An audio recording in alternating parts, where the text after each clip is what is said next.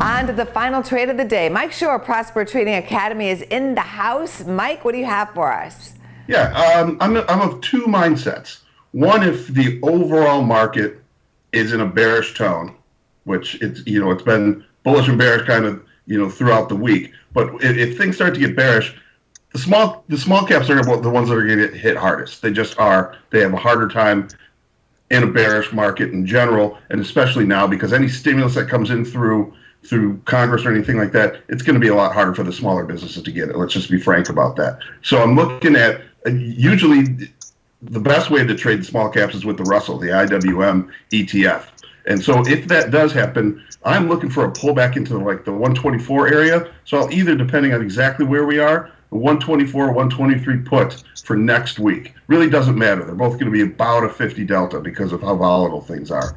So that is going to be the pullback that I'm looking for there. If we do get a bullish market, what has been happening when we get these bull runs up is that it goes up very, very quickly. Many of them start to plateau out, and you can use different momentum indicators to help you with that. Specifically, I've been looking at Starbucks and EA. They've been, as soon as they make these runs up, it kind of runs out of gas, and you can almost see it. Well, you can see it. You can see it very quickly. So all you want to do there, depending on where that is, where that happens, and that's a moving target because that statistical range moves as the price moves. But when you see that momentum start to wane, you buy a put, just at the money put, depending on where that is. In Starbucks, it's going to be somewhere in the neighborhood to the upside. It's going to be somewhere in the neighborhood of 75.5, and then you can still do that to the downside. You can see the same thing that if we get these precipitous moves to the downside, it turns up, and then you can buy that there. And right now, that's sitting at about 74.25.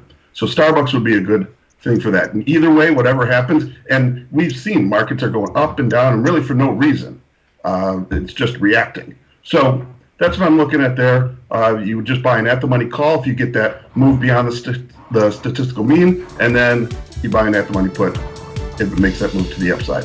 Thank you, Mike. For more Business First AM, check us out on social media. We're on Facebook, YouTube, and Twitter. And go to businessfirstam.com for where to see our show on TV.